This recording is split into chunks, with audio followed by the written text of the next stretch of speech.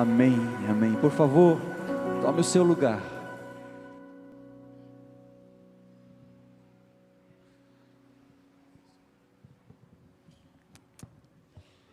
Graça e paz, irmãos queridos, bom dia a vocês, tudo bem com vocês? Uma pergunta, a Kelly Lino está no departamento infantil, certo? Ela não está aqui no auditório, né?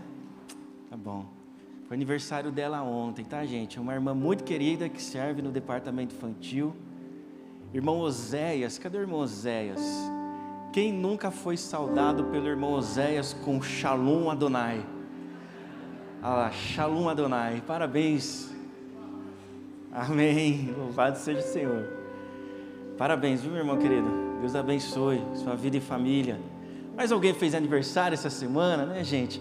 A Dani, parabéns, Deus abençoe, viu? Deus abençoe, em nome de Jesus. Se você está com vergonha de levantar a sua mão, eu quero dizer que Deus abençoe a sua vida, por mais um ano completado.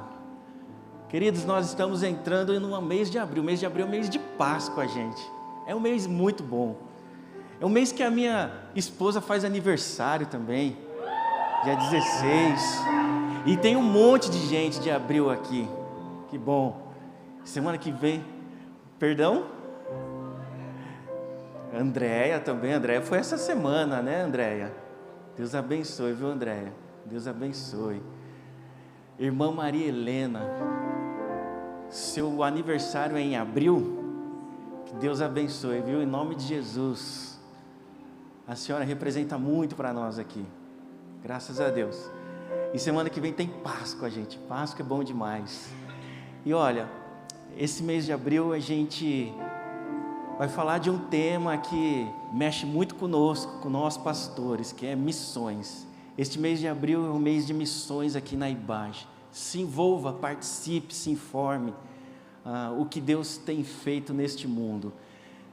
Missão sempre nos traz de volta para a visão de Deus, nos faz enxergar como Deus enxerga o mundo. E a visão de Deus, Deus tem um propósito para esse mundo e Ele vai usar cada um de nós para cumprir esse propósito. O Senhor tem um propósito para a sua vida, amém? E se você deseja fazer parte do que Deus está fazendo nesse mundo, se envolva com missões. E hoje, queridos, nós queremos compartilhar um trecho sensacional, que é Efésios, carta de Paulo aos Efésios, capítulo 3, dos versos 14 a 21. Abra lá sua Bíblia, por gentileza.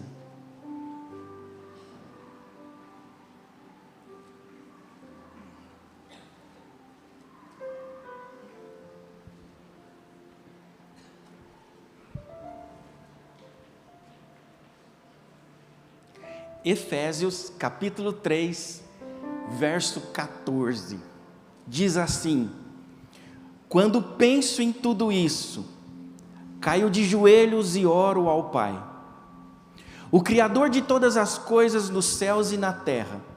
Peço que, da riqueza de sua glória, Ele os fortaleça com poder interior por meio do seu Espírito. Então Cristo habitará em seu coração à medida que vocês confiarem nele. Suas raízes se aprofundarão em amor e os manterão fortes. Também peço que, como convém a todo o povo santo, vocês possam compreender a largura, o comprimento, a altura e a profundidade do amor de Cristo. Que vocês experimentem esse amor, ainda que seja grande demais para ser inteiramente compreendido. Então vocês serão preenchidos com toda a plenitude de vida e poder que vem de Deus. Toda a glória seja dada a Deus, que por seu grandioso poder, que atua em nós, é capaz de realizar infinitamente mais do que poderíamos pedir ou imaginar. A Ele seja a glória na igreja, e em Cristo Jesus, por todas as gerações, para todos sempre. Amém. Vamos orar. Obrigado, Senhor, por esta palavra. Obrigado, Senhor, por este texto que acabamos de ler.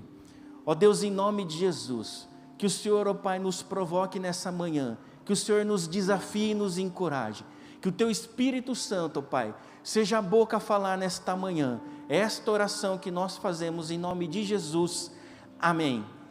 Efésios capítulo 3, esse trecho sensacional do verso 14 ao verso 21. Paulo ele está celebrando verdades fundamentais até ali registradas. Se você ler com cuidado na sua casa o capítulo 1 e o capítulo 2, você vai se encontrar com as maiores belezas do Evangelho e da obra da cruz. E aí no início do capítulo 3, no verso 1, a sensação que nós temos do texto é que Paulo vai começar uma oração, ele vai começar uma argumentação, e aí ele pausa, porque ele se lembra de mais algumas belas verdades que ele precisa registrar. E aí no verso 14, ele resgata o que ele estava pronto para falar no verso 1. E aí diante dessas verdades belas, fundamentais da fé cristã, ele vai dizer que, ao pensar sobre essas coisas todas, ele vai dizer essas palavras que nós acabamos de ler. Então essa argumentação, esse arremate final do capítulo 1 e 2, vai se tornar uma bela de uma oração encharcada de graça, porque tudo que ele vê de verdade fundamental na fé cristã, ele vai expressar nessas belas palavras que nós acabamos de ler. O que acontece é que essa carta, escrita entre os anos 61 e 62, nos arremete a um tempo em que Paulo está na condição de prisioneiro. Paulo está preso, e ele está acorrentado numa casa, segundo Atos capítulo 28.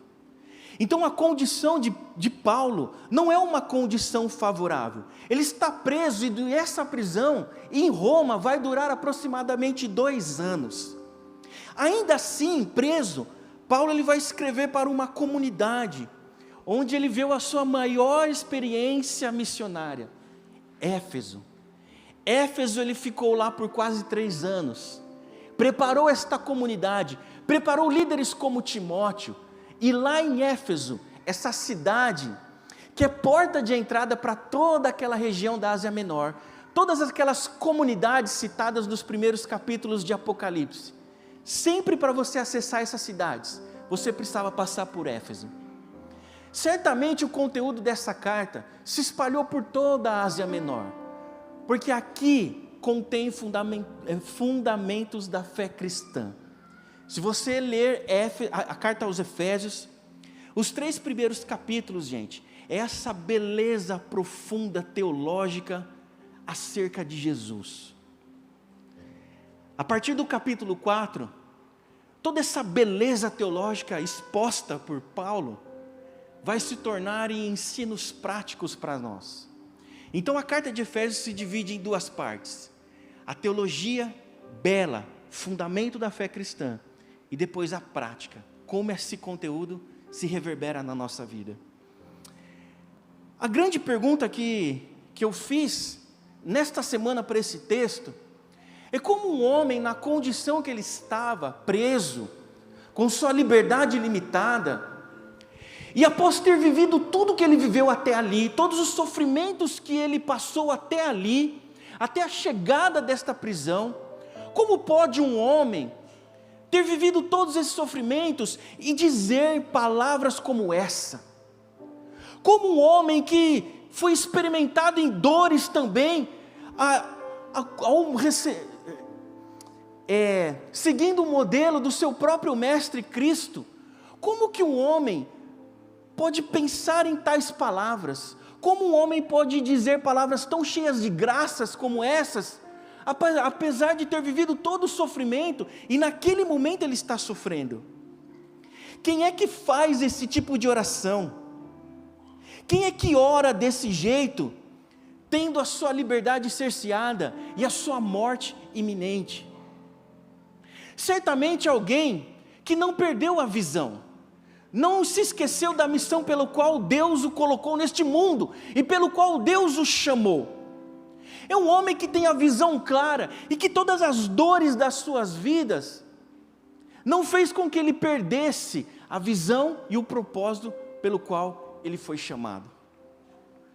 Então Paulo é um homem que não perdeu de vista a missão do Senhor, mesmo preso, mesmo sofrendo. Isso nos faz lembrar da história dos 12 espias, registrado em Números 13 e 14. Um povo que, na iminência de conquistar a terra, estava próximo da terra, o Senhor manda Moisés dizer para eles que eles vá até essa terra, olhe para a terra, faça um relatório, veja as características dessa terra. Mas o comando de Deus, a ordem de Deus, que Moisés transmite para esses homens, é só para registrar como estava a terra. Não era para ser tomado da condição hostil que eles teriam que enfrentar. Então vocês conhecem a história, aqueles homens voltam, dos 12, 10 trazem um relatório terrível. E esses homens, eles conseguem contaminar todo o povo, porque o relatório deles era totalmente equivocado, totalmente tomado de medo.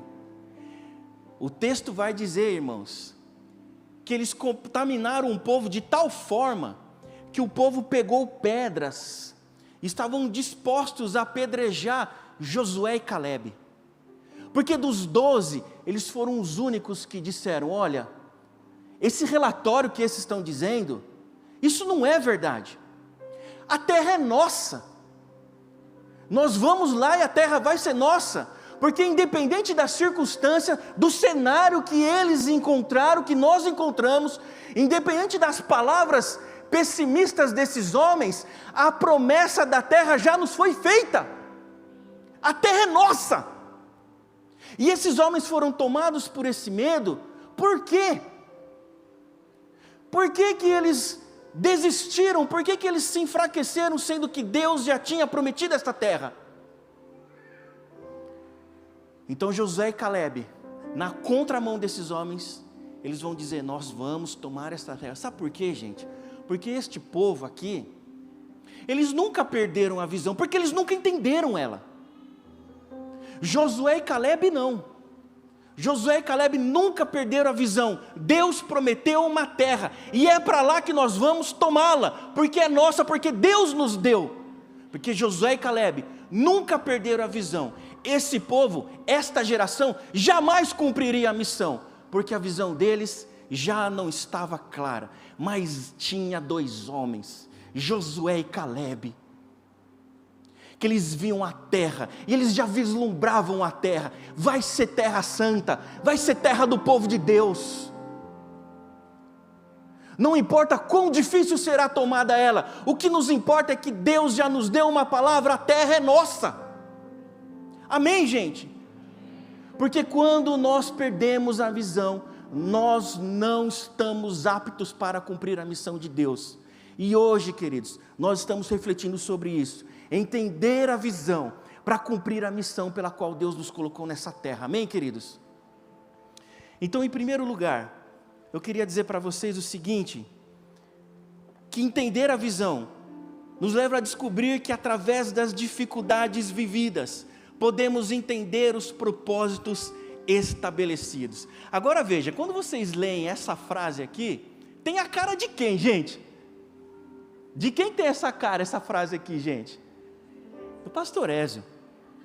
Então a ideia que o pastor Ézio captou e que nós compartilhamos, é que as dificuldades que nós vivemos na nossa vida, elas não impedem, elas não podem impedir que a gente viva os propósitos que Deus já estabeleceu para cada um de nós, porque senão as dificuldades nos enclausura, nos tranca em jaulas que nós não deveríamos estar, quando Deus está mandando para a gente avançar e marchar por essa terra. Queridos, em nome de Jesus, as suas dificuldades não se tornarão um impedimento para você levar essa mensagem de graça para todos os povos.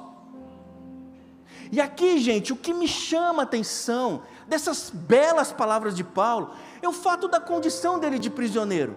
Sua vida, independente da sua prisão, de estar acorrentado, a sua vida, gente, a vida, as palavras que esse homem compartilhava, a maneira como ele se assentava com os guardas, o que ele ensinava, quando ele falava sobre Jesus, a sua vida era uma grande pregação do Evangelho da Graça, porque mesmo preso, gente, a vida de Paulo impactou homens e mulheres, e mudou o panorama do cristianismo primitivo para sempre, gente, para sempre, para sempre. Charles Swindoll, ele vai escrever um livro, Paulo, um homem de coragem e de fé. Nesse livro, ele cita uma investigação de alguns eruditos, que dizem que ao longo desses quase 2 anos que Paulo ficou preso, nesta casa em Roma, quase 9 mil guardas imperiais foram impactados pela mensagem do Evangelho. Toda a guarda imperial, a guarda pessoal do imperador romano, foi impactada por esse homem. Filipenses 1, capítulo 1, verso 12, diz que as coisas que me aconteceram só serviram para propagar o Evangelho da graça. Talvez hoje você esteja vivendo um drama, uma grande dificuldade. Meu irmão, mesmo nas suas dificuldades, elas não são prisões para você. Elas podem ser usadas para Deus cumprir o propósito na sua vida e na vida das pessoas que estão com você, nas pessoas que cruzam o seu caminho. Está difícil, pastor, está difícil a dura, está difícil a luta, está difícil a vida, eu estou enfrentando tantos problemas. Não são prisões. Ainda assim, no mar mais intenso e mais profundo que você esteja navegando, Deus quer usar a sua vida para cumprir o propósito dEle.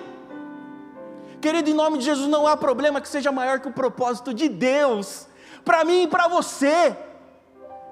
Deus quer usar você, independente das circunstâncias que você está vivendo. Amém, queridos? Em nome de Jesus. Eu lembro, gente, uns 16 anos atrás, novembro de 2007, a irmã ali, Joyce é o seu nome, né? Ela ficou quase 40 dias lá, internada no Hospital das Clínicas. E aí, nós éramos namorados. E aí, eu trabalhava e estudava, e no sábado eu fui lá visitar ela. Aí, a hora que eu cheguei no andar onde ela estava, tinha uma recepcionista. E aí, eu me apresentei e disse para ela, eu vim visitar a Joyce, está no quarto tal, X, Y. Aí, a recepcionista disse assim, então você é o namorado? Eu falei assim, sou. É da menina que sorri e fala alto. É ela sim.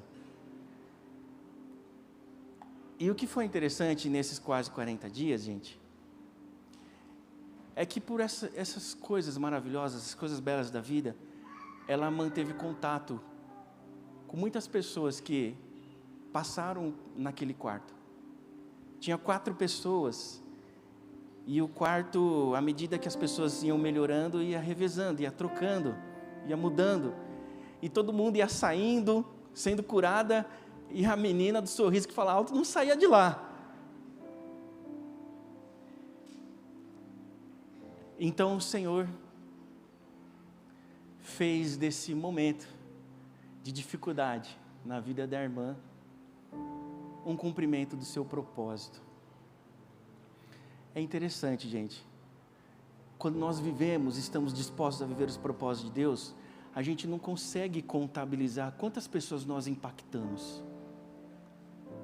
A maneira como você caminha no seu dia, sai da sua casa, lida com as pessoas, como você lida com o seu trabalho, com os seus estudos, aí ao retornar para a sua casa, gente, se você espelhou Cristo, você certamente impactou tantas pessoas que a gente nunca teremos uma noção.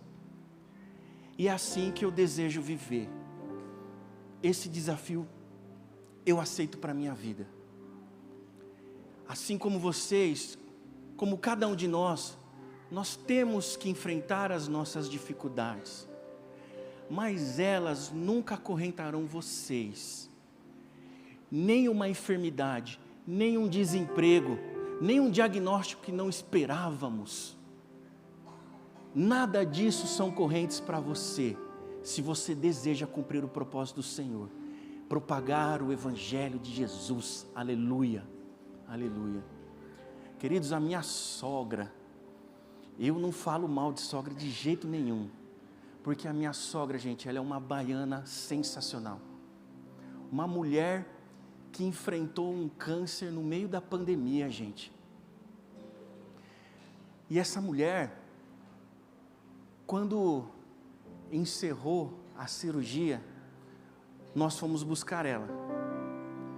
Aí no dia que ela voltou para casa após a cirurgia, a família toda estava na cozinha. Quando ela chegou, gente, ela olhou para a gente e falou assim, ó, podem ir trabalhar, podem viver suas vidas. E foi pegar panelas para cozinhar. Aí a gente falou, dona Cleonice, para com isso, calma aí, descansa aí. A gente vai pedir um almoço para você. O que faz as pessoas agirem assim? A não ser ter muito clara a visão para cumprir a missão. Queridos, você está aqui para cumprir uma missão, independente da realidade que você esteja enfrentando. Amém, gente? Segundo lugar, quando entendemos a visão, aprendemos que aquilo que nos incomoda temporariamente pode nos transformar definitivamente.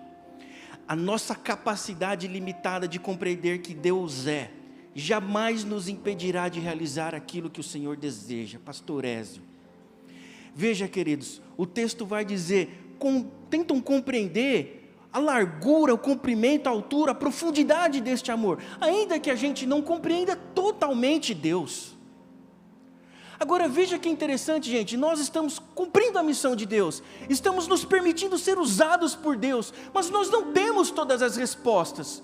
O que nós temos é um coração ardido, queimando, para transmitir a mensagem de amor, de paz para as pessoas, que só Jesus pode dar. Mas, queridos, nós não temos a totalidade da compreensão de Deus e nem poderíamos, gente. Porque se soubéssemos tudo de Deus, Ele não seria Deus, gente. Mas o que nós podemos é caminhar com Ele diariamente, porque o que nós sabemos sobre Deus, o pouco que sabemos sobre Deus, é suficiente para pregar a mensagem do Evangelho para vidas serem salvas. E o que nós conhecemos de Deus, o que esta palavra apresenta sobre Deus, nos é suficiente. Não há uma vírgula, não há um ponto que precisa ser acrescentado aqui para a gente saber que Deus é todo amor e Ele está olhando para o mundo de um jeito diferente de nós. Ele deseja salvar e Ele conta com a gente. Que Deus é esse, gente, Criador dos céus e da terra, que tem um propósito para o mundo inteiro, e ainda Ele conta com os seus filhos, para apresentar essa face amorosa de Deus, essa face justa de Deus. Aceite este desafio, faça parte do que Deus está fazendo neste mundo.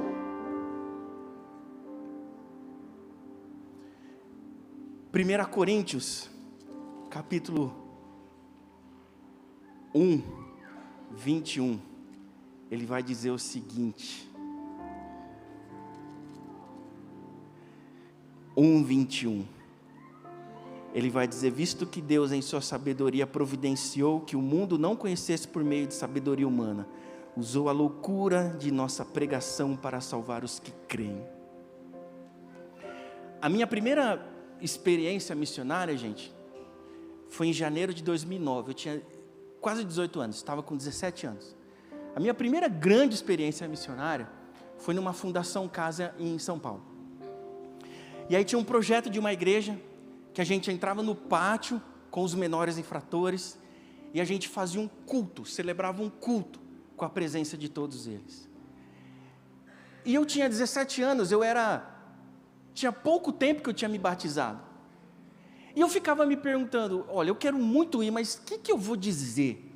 Eu não conheço tudo, eu não tenho todas as respostas, eu não conheço toda a Bíblia, o que será que eu posso fazer? Mas, queridos, eu fui, participei do culto, conversei com alguns menores infratores, e aí a gente levou umas doações de Bíblia. E aí a minha primeira Bíblia, gente, era uma biblinha pequena assim, de capa preta.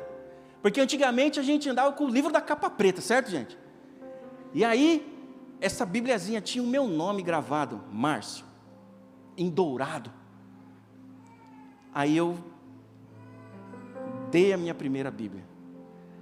Aí eu fiquei de longe vendo, aí a gente viu os meninos pegando as Bíblias, aí eu vi o menino que pegou a Bíblia.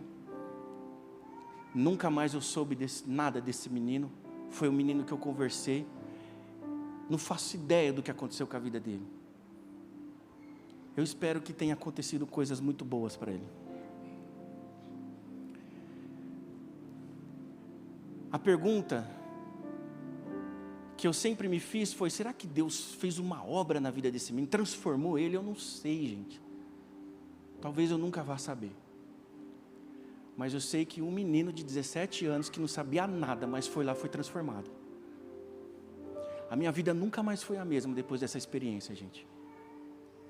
Porque quando nós nos lançamos no arado, quando nós nos dispusemos a fazer coisas para o reino de Deus, nossas vidas nunca mais serão as mesmas. Jamais, gente. Em nome de Jesus. Quando se vive acima das circunstâncias, eu fui transformado nessa visita. Nós precisamos viver acima das circunstâncias, porque quem vive acima das circunstâncias, a mensagem é proclamada na teoria e na prática. Por que as pessoas vivem assim? Por que eles vivem assim? Por que eles dizem isso? Por que eles respondem isso? Por que eles sorriem? Por que eles encontram satisfação, alegria e paz? Veja a situação dele. Que motivo que ele tem para se alegrar? Que motivo que ele tem para crer? Para continuar acreditando? É loucura, só pode ser coisa de louco. Porque ele continua difundindo essa mensagem. Veja o sofrimento da vida dele, mas ele continua falando dessa paz, desse amor. Sim, a gente continua. A gente continua falando de paz, falando de fé, falando de amor. A gente continua falando de levar o evangelho, de levar comida a necessitado. A gente continua falando de ir até a África, de levar comida para as pessoas, de intervir em tragédia. A gente continua. Nós estamos lidando com a nossa dor, mas a gente vive. Viver por fé, meus irmãos, é viver além das circunstâncias. E quem quer viver além das circunstâncias está sempre pronto para toda boa obra. Queridos, em nome de Jesus, olhe para a sua circunstância, mas não se prenda a ela, viva além dela, porque Deus vai te usar poderosamente. Amém, gente? Em nome de Jesus. As perguntas surgirão. Por que tanto mal no mundo? Por que tantas tragédias? Muitas das perguntas que a sociedade tem feito. Muitas perguntas das complexidades que a sociedade vive hoje. Talvez a gente não tenha respostas para tudo. Mas nós sabemos viver como Cristo viveu. E quando nós olhamos para Cristo, as respostas aparecem encarnadas em nossa vida. Estamos além das circunstâncias. E quem vive além das circunstâncias, vive o propósito de Deus. Amém. Terceiro lugar, quando compreendemos a visão, compreendemos que os obstáculos que nos impedem de avançar, podem servir para nos impulsionar. Em Cristo, nós trocamos as nossas lentes. Essa foi a expressão que eu e o pastor Zé conversamos essa semana. Há uma lente nova que é colocada em nós. Os nossos óculos são trocados. Então tudo que é difícil, tudo que é obstáculo, tudo que é circunstâncias complicadoras, com a lente de Deus, com a lente divina, passa a se tornar providência. Então todas as dificuldades, todos os obstáculos que surgem, para que a gente continue levando essa mensagem, elas não nos impedem, elas não nos atrapalham, mas elas nos servem para nos impulsionar. nos encorajar, pensar em novas estratégias, pensar em novas ideias, mas não tem nenhum obstáculo que nos impede de continuar pregando a palavra do Senhor, aleluia, e nada vai nos impedir, nada vai nos impedir, nada. O texto de Mateus, que fala o seguinte, as portas do inferno não prevalecerão. Olha que interessante essa dinâmica do texto. Mateus está falando sobre as portas do inferno. Os portões, muralhas, portas, são armas de defesa. Quem está se defendendo é o inferno. E quem que está atacando, gente? É a igreja de Jesus. Somos nós, a igreja, o povo de Deus, que entendendo a visão, para cumprir a missão, somos nós que estamos metendo o pé na porta do inferno. E é assim que a igreja precisa continuar avançando. As tragédias vão acontecer, nós vamos estar lá. Vai ter tragédia natural no litoral, seja onde for, nós estaremos lá. Vai ter tragédias em escolas, nós estaremos lá. Irmãos queridos, vocês viram essa semana o que aconteceu na mídia, sendo divulgado. O menino esfaqueou uma professora, todos vocês viram. Irmãos e irmãs, esse menino, ele usava o codinome dele no mundo virtual, o sobrenome de um dos meninos que atacaram lá em Suzano, na minha cidade. Porque assim como Columbine nos Estados Unidos, o que aconteceu na minha cidade, gente, eu vi uma cidade em silêncio. Eu estava no centro da minha cidade, na avenida mais movimentada de Suzano, a cidade estava em silêncio, gente. Nós não ouvíamos nada. Eu vi uma cidade de luto, uma cidade morta por um dia.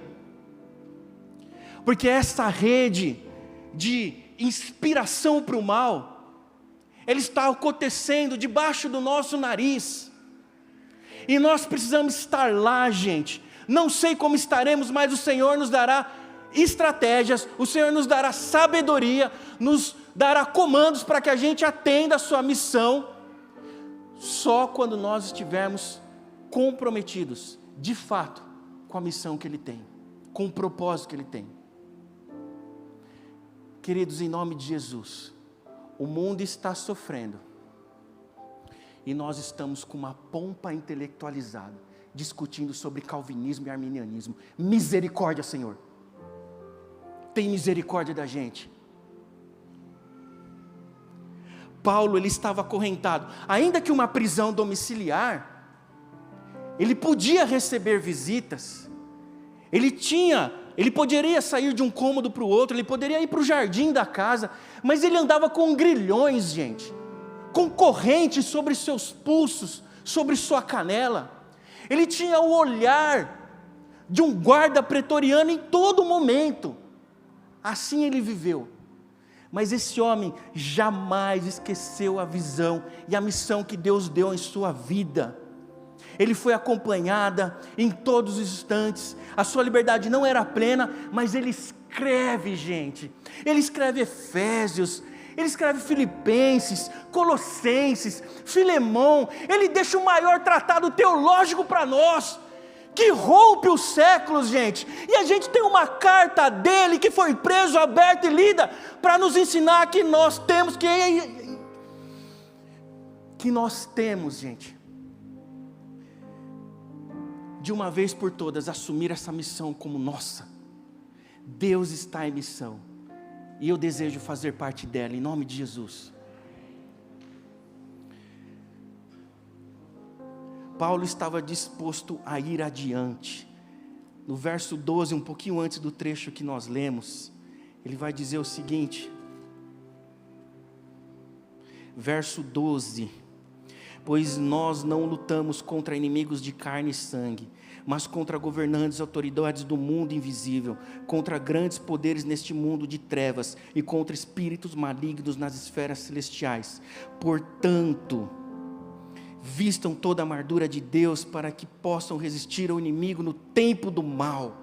Capítulo 6. 2 Coríntios 12:10. Quando eu sou fraco, é aí que eu sou forte. Onde estiver tragédias, onde as tragédias acontecerem, nós estaremos, porque as portas do inferno e do mal não prevalecerão contra a igreja de Jesus. Nós queremos entender essa visão para cumprir a missão, e eu desejo estar apto para essa missão. Não tenho todas as respostas, mas o meu coração deseja fazer parte desta missão. Amém. Amém, queridos? Que em nome de Jesus, talvez você esteja enfrentando muitos dilemas na sua vida, nenhum deles vai te impedir, nenhum deles. Continue avançando, continue encarnando esta mensagem no seu coração e na sua vida, continue falando da esperança no mundo sem esperança, continue falando de conforto, continue falando de consolo num mundo desesperado, continue falando sobre amor e santidade num mundo entregue ao mal, ao pecado, continue falando de Jesus, porque Ele é a única resposta que nós temos para todo o mal que nós estamos vivendo e que o mundo está vivendo. É Jesus de Nazaré, aquele que nos chamou pelo nome para cumprir a sua missão. Queridos, em nome de Jesus, que Deus te abençoe e te use poderosamente. Nós vamos cantar ao Senhor, e logo em seguida, o pastor Ézio vai fazer a oração, encerrando o nosso culto. Deus abençoe em nome de Jesus.